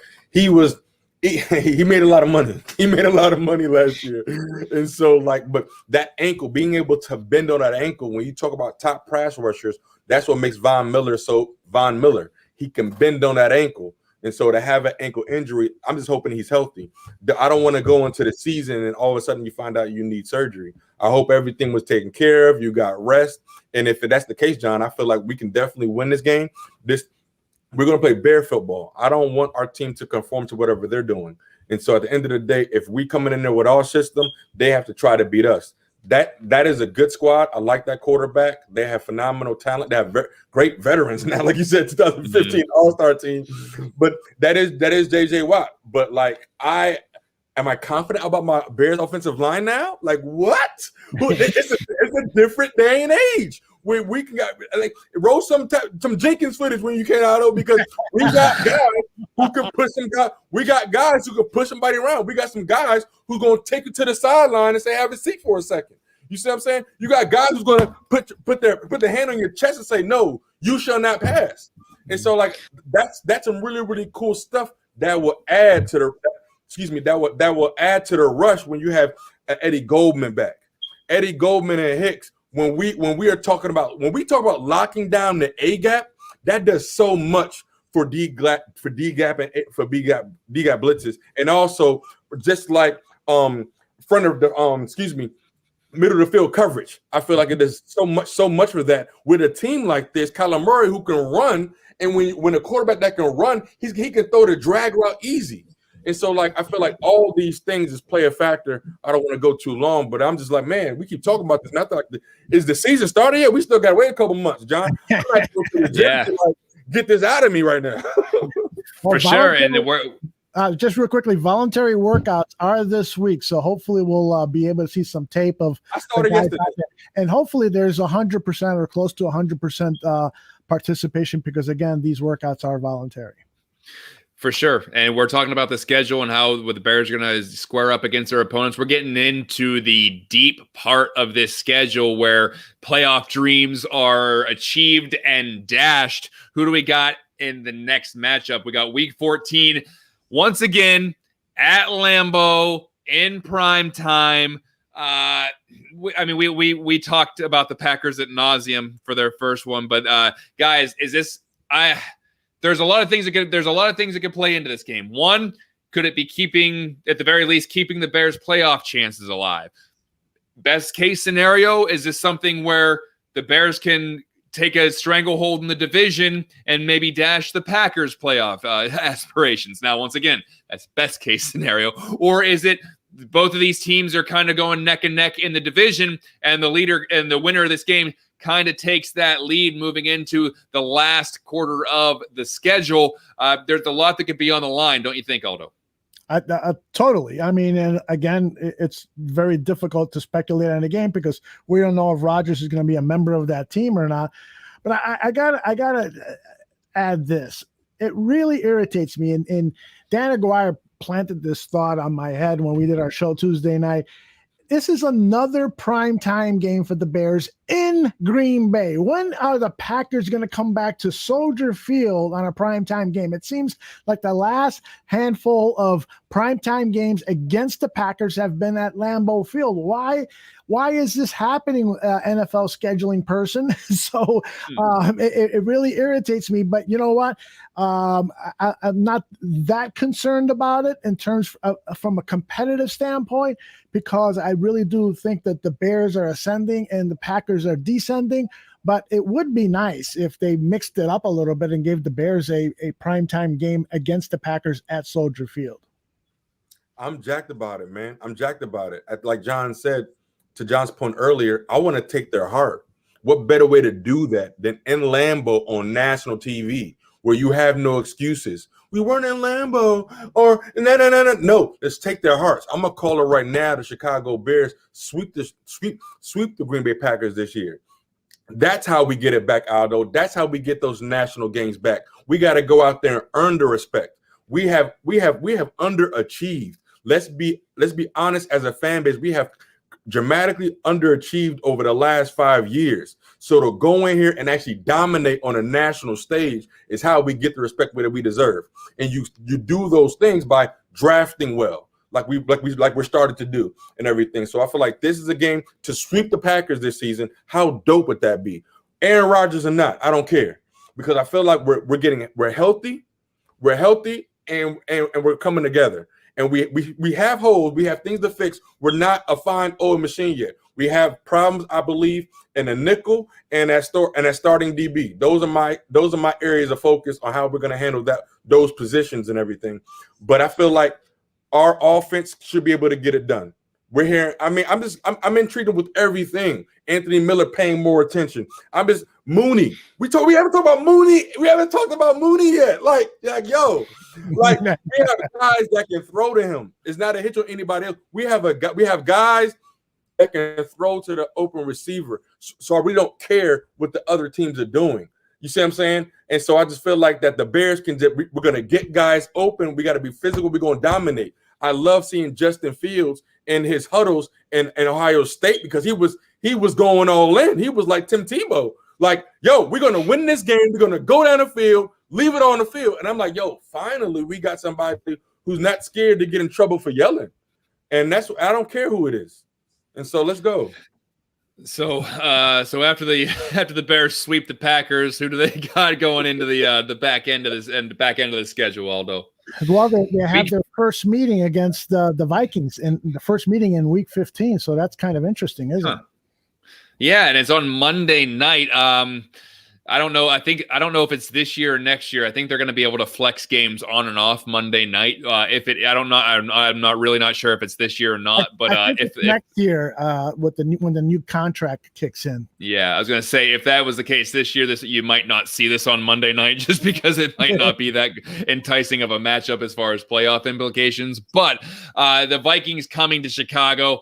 I don't really love the Vikings this year. I think they're going to be another one of these run of the mill. Oh, you saw 7-9 last year. I can see them. Well, they're not going to go 7-9 this year just because of the way that adding the extra game. But I can see them being a 8-9 team, maybe a 9-8 team that misses the playoffs. And I know that a lot of people were saying the Bears are in that same boat, but at least the Bears have something to be excited about with a really, really exciting quarterback coming in under center. I don't know what the Vikings necessarily do well. I know that Mike Zimmer's a very good defensive coach. I know that they run the ball well.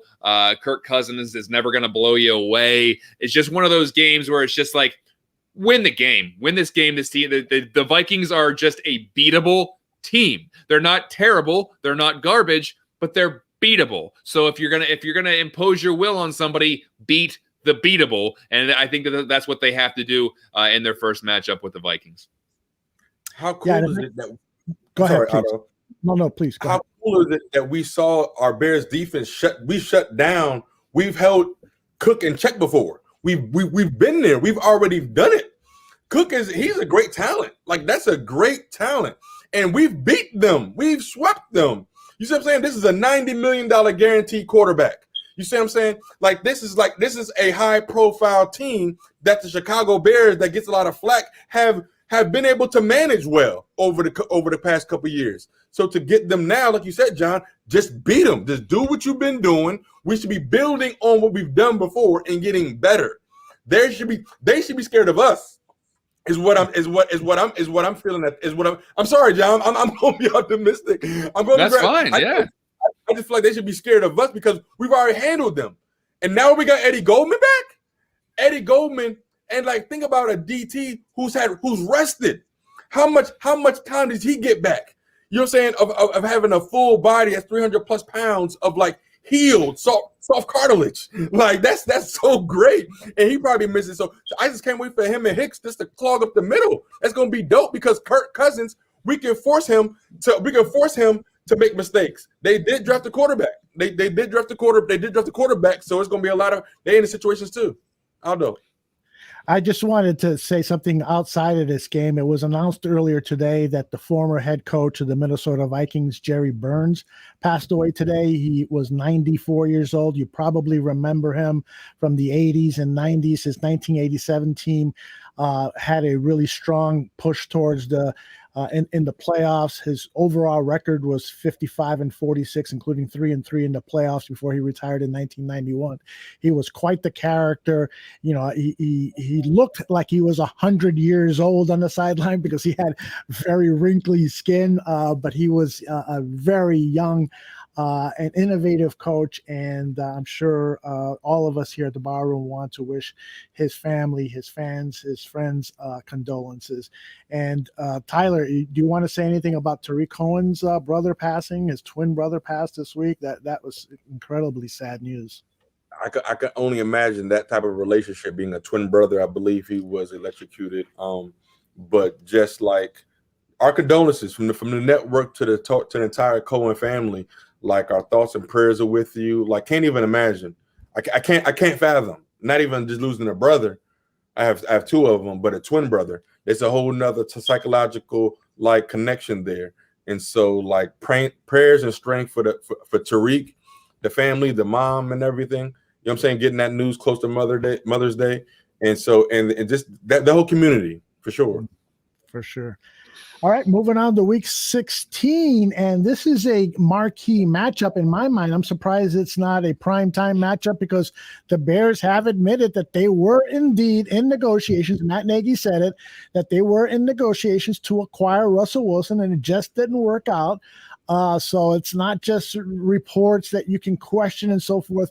It is documented by the Bears head coach that they were going after Russell Wilson. It is the key matchup in the afternoon on Fox Sports, the day after Christmas. But this is going to be a really, really fun football game. Yeah, this very well may be Fox's, game in America, or whatever they call it, where it's basically it's the marquee game in the afternoon. Right. So I don't know if I don't even think this one would be flexible just because Fox may have swallowed this up as wanting to be their marquee game for the afternoon. But that being said, you're absolutely right. I think this is a great matchup. This is going to be, and once again, this could have a lot of playoff implications. I mean, both of these teams are in divisions that are going to be relatively tough. More so Seattle, just because I mean the Bears are going to have it tough because of the Packers, not necessarily because of the Lions or the Vikings. But the Seattle, even though they're a good team, they're battling it out with the Rams and the Cardinals and the 49ers. So the Cardinals are going to be edging for some kind of positioning, whether it's in their division or in the playoff race. And we suspect that the Bears will at least be in the playoff conversation come Week 16. So I think this is an incredibly important game. There's going to have a lot of implications for the winner and the loser. Good defense versus good defense. Russell Wilson versus potentially Justin Fields. Who's gonna? This could be one of those. This could be one of those ones where the defense stands up, though. I think this could be. I understand that there could be a shootout, but at the same time, I would lean more towards what defense will step up in that situation. It's in Seattle. That's a tough place to go. The 12th man's always a factor there. That's gonna be a huge game. Huge game. Yep. And they did a lot of things to help Russell Wilson. He complained, that they went out and got some offensive linemen. They got Dwayne Eskridge in the draft, one of the fastest guys, a playmaker. So that's going to be a tough game, no doubt. A tough game for sure, because this is the game, hopefully by this time, whoever replaces Kyle Fuller, because DJ Metcalf that's a man possessed. That's a what? I don't know. Wow. You talk about close to the Terminator. Like, even if you intercept the ball, he's gonna come get you. And so, like, that's a man. Russell Wilson is an MVP, all caliber talent. DJ Metcalf, and so, like, defense is going to step up. This can be a shoot. It can be a shootout, because I believe our offense is going to be better now. But like, these games are typically with the Seattle they've been more of a run game. What kind of weather we gonna have? It's Seattle. You know what I'm saying? What is it going to be raining? Is it going to be raining? Is it going to be one of those games? Is it going to be a 6-3, 9-3, one of those games? But hopefully we'll be able to spread out things out more. But also, this is the game, our secondary. Playoff games are won with the secondary. And so our secondary will definitely be tested. Russell Westbrook, very good at getting out of situations with the Sprinter Rooney thing that I hate. And he could throw on the one with phenomenal play action. And so from drag routes to inside post routes, we will have to be disciplined. We have a young secondary. We will have to be disciplined. But also, what is our record here? Are we 15-0? You know what I'm saying? Like, all these all these things will play a factor. Yeah, I don't know if that will play a factor, but it could be. They could be resting by then because they already got the division sewn out. But you talk about DK Metcalf. I mean, you can be just as equally concerned about Tyler Lockett. The guy caught 100 balls last year for 1,000 yards. So that is a formidable wide receiving core, especially with the questions in the secondary for the Bears. And does Jalen Johnson stay healthy throughout the entire season? Does Kindle Vildor work out in the slot? How does this Graham kid they actually fit into the scheme as far as that 6th-round draft pick? I think they brought back Artie Burns and the kid who played in the CFL. His name's escaping me. Trey Roberson. Roberson, yeah. So a lot of questions need answered in the secondary, and I mean, we'll probably have a really good idea by this point in the season what the secondary is, because we're talking about week 16 at that point. So I think that's an incredibly important game. And coming off of that incredibly important game, what do we got in week 17? Probably a game that the Bears are going to be favorites in, because they're at home against the Giants. So the Giants do add Kenny Golladay, and they drafted Kadarius Toney, another speedster wide receiver. They're hoping that Daniel Jones takes the next step in his career. But there's a lot here to kind of take in, and Saquon Barkley will be back and firing on all cylinders by that time. This is a game the Bears need to win. And it's not because it's a hard opponent, or it's late in the season and they need wins. Obviously, that's true. It's the Giants, and they're not going to be as good as the Bears. The Giants just are not going to be as good as the Bears this year. So when you are playing a team that is not as good as you in week 17 in a time of the season where you probably need a win to really make a good playoff push, you have to win these games, especially at home against an inferior opponent. There's no ifs, ands, or buts about it. You have to win this game. Aldo, what do you think?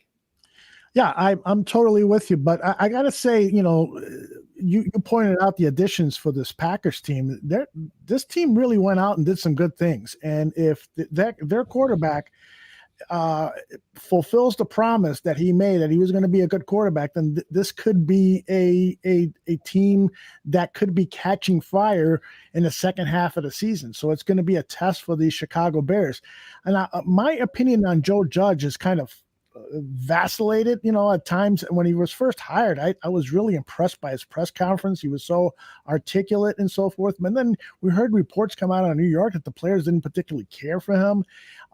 And so that's going to be a key thing. Is this Joe Judge for real? He, remember, he was a special teams coach at New England and then got his shot to be the head coach of an NFL team.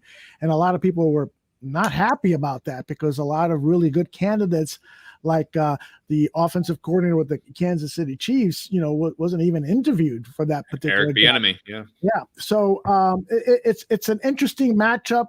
We beat them last year at Soldier Field, but there's a possibility that the team could be in turnaround. I think they've done some really good things with personnel. I think now it comes back down to whether the quarterback is really good and whether this Joe Judge coach is at least a decent head coach.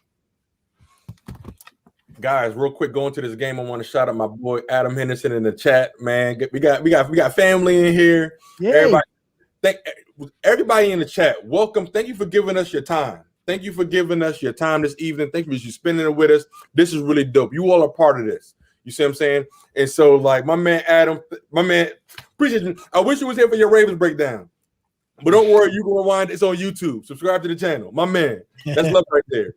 But before I dive into this game, I just want to say, can we say thank you to the Giants real quick? Can we say, hey, thank you. Thank you for being so considerate. You know what I'm saying? They gave us a future. Yeah. Like, yo, you know what? If you win this game, you know what? You gave us a quarterback. Thank you. The first time that organization has ever traded back in the draft, they drafted a wide receiver in Kadarius Toney, I believe. That's somebody that I was actually looking at. I actually like that kid. He is a dangerous talent. And so, but we got Justin Fields because the Giants were so kind. I would no ever have any hate for the Giants. We should win the game. You got to think about it. They have Barkley, and now you got Galladay and Toney, and Jones is not that bad. Jones is not that bad at all. And so, like, my man Chris, see you, brother. See you. And so, like, they actually are trying to put some pieces together. They will be fighting for something because they're in a division that you only need 7 games to win. If you win 7 games, you win a division over there, respectfully. Like, so they may be fighting for something. We should win the game because we're further along, but it's no slouch. They won't be a slouch. They're gonna come out. They're gonna come out there and they're gonna give us everything we got. They're gonna give everything they got. Galladay we know what Galladay can do. We know what he can do and everything. And then Daniel Jones is a scrambling quarterback. He's a running quarterback and everything. And so that's a team. That whole division is up for grabs. Everybody's trying to see who can be the one, like Jet Li. Everybody's trying to see who can be the one. And so we should see. We should finish it out. Maybe we're resting players, maybe not.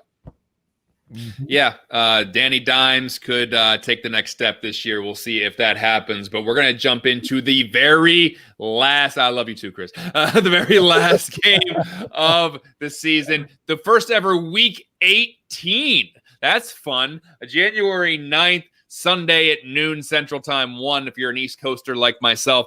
They have a quick turnaround with the Vikings. Once again, they go to Minnesota. Not going to have to worry about cold weather inside there. Guys, honestly, the Vikings might not be playing for anything. The Bears might be playing for something. That could be reversed. The Vikings could be playing for something. The Bears might, who's to say? We think that the trajectories are a little different on this team, right? These teams. I think the Bears are going to be fighting for something in the last game. If it turns out to be, if the Bears need to win this game to get into the playoffs, I at least like the matchup. They're not playing the Packers. They're not playing, a hard team or a juggernaut of a team. They don't got to play the Chiefs to try to get into the playoffs, or they don't got to play the Ravens. The Ravens game's not week 18. So if this truly is a win and you're in kind of thing, is this a good scenario for the Bears, Aldo? Yeah, I think it's a great scenario. I think this probably will be Kirk Cousins' last game with the Vikings. I think that the Kirk Cousins experiment has not Maybe gone. Kellen Mond. Maybe Kellen Mond's playing at that point. It could be your man, Kellen Mond. My guy. I love Kellen Mond, and I hate the fact that he's in Minnesota. Hate it. I hate that he's a Viking. That's right. Regardless. And I'm thinking that this might be a really good road trip for a bunch of us to get into our cars and drive up to Minnesota on January, what is it? 9th. And I'd love, on my bucket list is to see a game in that stadium, although I'm sure I would hate the sound of that horn, but yes. It is a state-of-the-art stadium, and I've been wanting to see it for the last 3 years. So that's what's on my mind. But yeah, to your point, John, this is a great way to close the season. It's not a guaranteed victory by any means, but if we really believe that the Chicago Bears can be a competitive football team, then they should be able to go to Minnesota and win on the road and get to 10, 11 wins this season. No doubt about it in my mind. Absolutely. This is going to be, we got to remember, records are going to be broken this year. Records are going to be broken. Just like every team, David Montgomery was probably going to have a career high in rushing yards. David Montgomery, who really turned it on the last 6 games of the season, he's going to start the year like that with Jenkins in place, who I think is just going to just open up some holes for this guy. And Tariq Cohen, I feel like the Minnesota games, these are the 1-2 punch games that the running game shows up. Like Jordan Howard had his breakout games against the Vikings. And so, like, these are the games that I just can't wait to see Montgomery and Cohen attacking when we have an offensive line that's actually taking a step forward. These are the things that I'm truly excited about, especially when you're trying to close out the year. It's a division opponent. No matter what, we're all in for division games. And so, like, regardless of what, I'm excited about to finish the season out. And January 9th is my brother's birthday, J.E. DeVando and Josh Ellis. So that's what's up. So that should be a win. Yes, sir.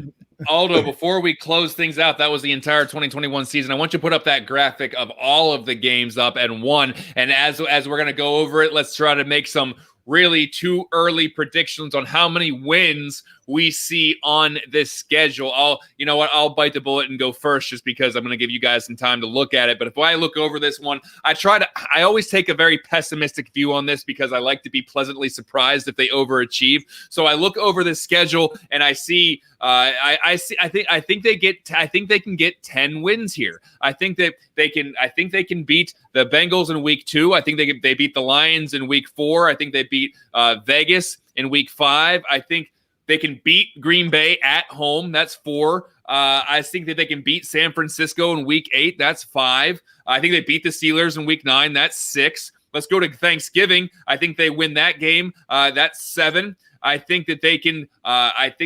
Beat the Vikings in week 15. I think they can beat the Giants in week 17, and I think they beat the Vikings again in the final game of the season in week 18. That's 10 wins right there. And I think that there's obviously some swing games there with LA and Arizona and a couple other ones, maybe even Seattle, a couple swing games there. But I think that this team could get to 10 wins, which would put them at 10-7 and probably in the playoff picture, especially with that expanded field with 7 teams per conference making it this year. We'll go with Aldo. What do you see there? I think that the key thing here is those first 6 weeks. We can potentially get off to a really good start to this NFL season. I see minimum 4 wins and potentially even sweeping the first 6 weeks. I really do believe that is possible. Now, a lot of things have to go right. Of course, the offense has to really improve under Andy Dalton and or Justin Fields. That's a given. But the key to me is this defense under Sean Desai. Can he bring back that nasty punch him in the face defense that's going to intimidate teams. If he can, then I don't see any reason why they can't beat Matt Stafford, why they can't beat Joe Burrow. He may not even be ready to play, why they can't beat Baker Mayfield. That game is probably going to be a 63 score. Why they can't beat Jared Goff, why they can't beat David Carr, and why they can't beat what's his name, Jordan Love. So wishful thinking. And so I won't go through the rest of the schedule. I want to, you know how Lovie Smith used to say, we divide the season into quarters, 4, 4, 4, 4. I'm going to divide it up into threes. And I think that this first third of the season, the first 6 weeks, I think the Bears could potentially be 4-2 at worst and 6-0 at best. Amen. Amen. I mean, I'm with you and John, but I like what you did there because I see 10 wins without winning some of the big games that they might be able to pull off. Mm-hmm. I see 10 wins without them beating the Rams, without them beating the Steelers, without them beating the Ravens. And so, like, that's a really, really comforting thing by the strength of the schedule because the first 6 weeks. But how about the first 7? How about the first 7 weeks? We have 4 playoff contenders. We have four teams coming from the playoffs from last year. Mm-hmm. And so, like, it's all about getting off to a good start. Also, I want to get you guys' opinion on it later, is how we going to do in these you got 5 national televised games. Are we undefeated on national TV this year? That would be pretty dope because that would be a good, like, just a foresight on what our overall record will be. But I see 10 wins, and that's being like just protecting my heart. That's me just being like, you know what I'm saying? But if I wanted to talk about it, yeah, my man, I think my man Sullivan just said it. It looks like it could be 17-0 because we beat the best team on here, guys. We beat the Buccaneers. We beat the Buccaneers, and so, like, we did it with less, and so it's more than possible. Can we stay consistent? Can we be healthy? Can our new pieces learn under fire? And so, breaking it down into thirds, you come out that first 6 weeks with 4 or 5 victories. You're really in good shape because we should beat the Bengals, the Lions, and the Raiders. Like, you're not, if you don't beat those teams, then we shouldn't be talking about playoffs. If you don't beat the 3 teams. And so the Browns, beat the Browns, beat the Rams. That's a truly great start. Yeah. And I'm excited. Me too, man. Yeah. With that, we just went through with a fine-tooth comb over the 2021 schedule, breaking down each individual game, and all of this analysis will probably be useless in 3 months, but it's fun to speculate now. It's fun to go through. It's fun to go through these opponents. It's fun to think about where the Bears could be in each of those quarters, which you talked about, Aldo, each one of those quarters of the schedule, what are the scenarios, who we could be playing against, who could be playing quarterback for the Chicago Bears. A lot of fun stuff to talk about, and it's only going to get more intense as some of the voluntary workouts start, OTAs and mini camps and eventually training camps, and there's probably going to be a preseason this year, and then eventually we get to the regular season. Aldo, before we sign off here, can you tell us a little bit about some of the programming that's coming up? Well, most importantly to everyone that's tuning in is Tyler and John and me. We're going to be with you after every game this NFL season for immediate reaction, just like we were for the previous season. We're going to be bringing it back, and I got a feeling we're going to be delivering a lot better news, happier news than we did last season. I mean, I'm really excited about this team. And also, the 3 preseason games have been announced. It's the Dolphins at the Bears, Saturday, August 14th. And then the second one is the Bills at the Bears. So 2 back-to-back home games in the preseason. That one's on August 21st. And then the third one is at Tennessee, August 28th. So the preseason this year is only 3 games, and moving forward, it looks like it's going to be just 3 games. So Matt Nagy has said that he's going to play starters. He said that last year, so I'm assuming that's going to carry over. So hopefully we'll see Justin Fields starting. And he does such a great job that Andy Dalton is immediately the backup. That's my wish, but I'm also realistic enough to know that it probably will be Andy Dalton for the first couple of weeks. And as for your question about programming, man, tomorrow morning it is 9:30 a.m. It is the Mike North advantage, and Mike is on fire with his picks. So stay tuned for that. If you want to make a couple of jelly beans, listen to his show. And then at 2 p.m. Central, the premiere of Crosstown Crosstalk. It's a Chicago Cubs, Chicago White Sox game. And then one of my favorite shows of all time, since we've been doing this at the Barroom Network, it's C-Red Radio with my man there, Tyler, and his two brothers, Joshua and Jordan, talking Chicago Bulls, talking bettering themselves and bettering us, and a little betting tips from Jordan, who does a great job on his site, Game 6. So that's the schedule for tomorrow, and we've got plenty of more stuff.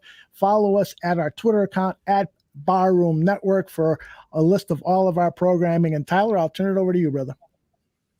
Man, I'm jacked up. I was like hoping like the season was started, and I was like, do we gotta wait? Can we come back? I just want to talk football with you guys. But when we're not here, champions are made when nobody's looking. And so just like John, I'm gonna be in the gym. And so just trying to get my gains and get ready for this season. But the Barroom Network, we're excited to bring you all the best product possible, because we just proud to get to try to represent you all. And so thank you all for spending your time with us. We're very, very excited for everything that the network is doing. Tons of shows, Barfly Tailgate. I mean, you got White Sox, you got Cubs, you got Blackhawks. I mean, you got some ladies doing some amazing things. I want John to cover that for sure. But C-Red Radio, Game 6, saw my brother in the chat earlier. You can follow us at C-Red Radio. Come check us out. We're diehard Bulls fans. From the Bulls to the Bears, we got it from the love of my father, Amos Ellis. And so the passion that we got from watching Michael Jordan that carried on to Derrick Rose, the Bulls are still in contention. We still have a shot to make it right now. And so no matter what, we're still excited about the Bulls front office going forward. I think the Bears front office learned something from the Bulls front office and made some moves to get us exciting news. It makes it better to give you a good product, and we have good things to talk about. But just stay tuned. The Barroom Network, your global home for all sports things related, and some positive things to take back home with you. Peace, love, and gains. Love you all. Brother John, close us out. Thank you, both of you, Aldo and Tyler. Appreciate you both. Just like the Bears franchise, there's a lot to be excited about if you tune into the Barroom Network. We're going to have a lot of new programming coming in for football season. We got a lot of new ideas. We got creative minds. We got brainstorming sessions. We got a lot going on, and we're going to bring some really innovative shows to you. We're going to bring some really interesting, entertaining, informative football shows to you this season. So if the Bears take the next step, so do we at the Barroom Network. We're stepping up our game. They're going to step up their game. We got a lot to talk about right here on the Barroom Network. We got Buffon 55, my flagship show. We got Bear Football Post Game. We got Pass the Mic, a show all about empowering and spotlighting the triumphs and struggles of females in sports media and sports in general. And we got some surprises up our sleeve, so you're going to want to stay tuned for that. We got a lot coming for you. So make sure you follow us on Twitter, follow us on Facebook, and just keep watching these shows, because a lot of the times we give our updates live, and you don't want to be the last one to learn about it. So